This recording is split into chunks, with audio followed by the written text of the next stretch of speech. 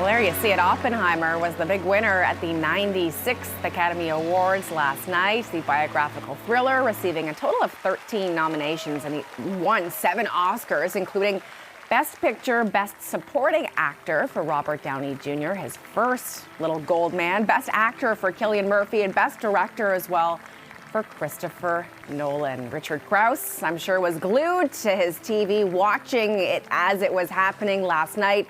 And he joins us now this morning to break down the night's biggest moments. Good morning, Richard.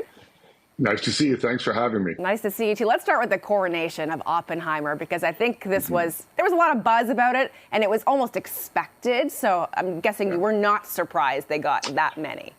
Not in the least. Oppenheimer, I knew going in just from kind of studying the Directors Guild, the Writers Guild, the Screen Actors Guild Awards. Those are kind of indicators. Although these days, because the Academy has become so much more international in terms of having a lot more members in Europe now, those aren't as clear as they might have been in years past, but all the arrows were pointed towards Oppenheimer, and it did extraordinarily well. Best Picture, Director, Actor, Supporting Actor, Original Score, Cinematography, and Film Editing. That's a whole lot of gold. It is a whole lot of gold. And I want to talk about the Best Actress category, too, because I think that was the one that a lot of people were watching because there were so many amazing contenders, and then Emma Stone runs away with it. What did you think about that? Well, leading in, again, if you compare all the awards that came before this is sort of how you figure out who's going to win Academy Awards. It was kind of back and forth between Lily Gladstone for Killers of the Flower Moon, which was a very quiet performance. It was all internal in her eyes, very difficult thing to do. Then you had Emma Stone in Poor Things, which can only be described as a maximalist performance. It was big and wild and really grabbed your attention. Also very difficult to do. So it seemed like it was going to come down to one of the two of them.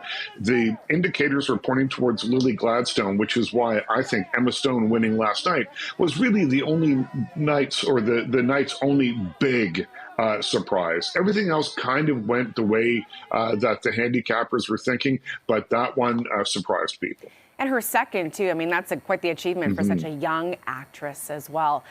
I want to...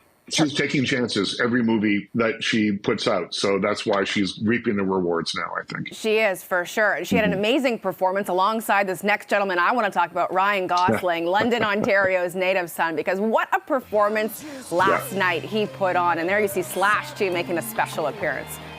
Yeah, so he's saying, I'm just Ken, and they did a smart thing and put it at the end of the show or near the end of the show so people would stay tuned all the way through, because this has been buzzed about online for some time. You've got Gosling, Slash is there, Simu Lee was there, most of the other Kens performed, and it was just a wild, fun musical performance that really got the audience, I think, in the auditorium and at home, fired up. Now, he didn't win an Academy Award, but online they're saying that he won a lot of hearts last night. He did. And just quickly, I'm going to roll these two together. Jimmy Kimmel's performance as the host, Slash John Cena appearing almost in the buff. What'd you think?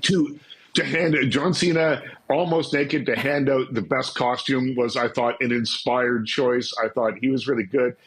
Self-depreciating, funny. That's why people love John Cena. And Jimmy Kimmel, I thought, did a really good job at just keeping the show moving forward. A great host knows when to be there, knows when not to be there, and when just to come in, lighten up the mood, and then disappear again. And he does a good job at that. And one of those two, really easy on the eyes as well. Richard Crouse, thanks for everything, as always.